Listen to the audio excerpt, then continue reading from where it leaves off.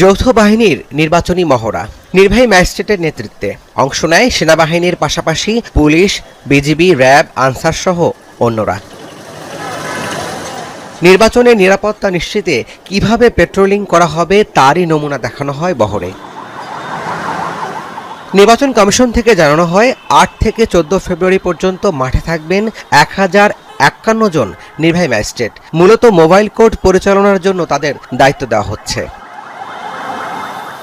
এবারের নির্বাচনে নির্বাহী ম্যাজিস্ট্রেটদের পাশাপাশি কাজ করবেন ১,৪৯,৪৪৩ জন পুলিশ, ৭,৭০০ জন র্যাব, সেনাবাহিনীর ১ লাখ সদস্য।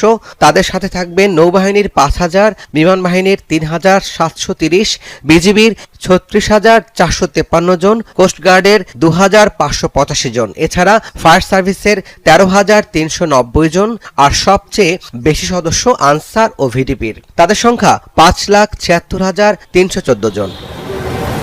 নির্বাচনে সহিংসতার কোনো গোয়েন্দা তথ্য নেই বলে জানিয়েছে আইনশৃঙ্খলা বাহিনী। এরপরও নিরাপত্তা নিশ্চিতে নেওয়া হয়েছে বিশেষ পরিকল্পনা। ভোটারদেরকে বলবো যে আপনারা নির্বিঘ্নে কোনো ধরনের শঙ্কা ছাড়া ভোট কেন্দ্রে আসতে পারবেন। কোনো ধরনের সমস্যা নেই। এখানে পুলিশ থাকবেন, পর্যাপ্ত পরিমাণ পুলিশ থাকবেন প্রত্যেকটা কেন্দ্রেতে। তারপরে আর্মি থাকবেন পর্যাপ্ত পরিমাণে।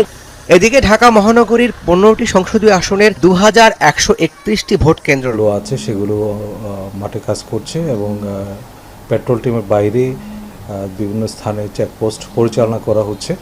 নির্বাচন পূর্ববর্তী সময়ে আইনশৃঙ্খলা পরিস্থিতি সমুন্নত রাখার জন্য আমাদের যে পরিকল্পনা সেই অনুযায়ী আমরা কাজ করছি।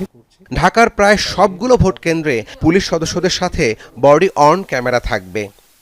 দুপুরে রংপুর বিভাগীয় কমিশনারের কার্যালয়ে সংসদ নির্বাচন ও গণভোট নিয়ে মতবিনিময় সভা করেন স্বরাষ্ট্র উপদেষ্টা। পরে সাংবাদিকদের জানান, নির্বাচনে কোথাও কোনো ধরনের কারচুপি বা অনিয়মের অভিযোগ পাওয়া গেলে তাৎক্ষণিক ব্যবস্থা নেওয়া হবে।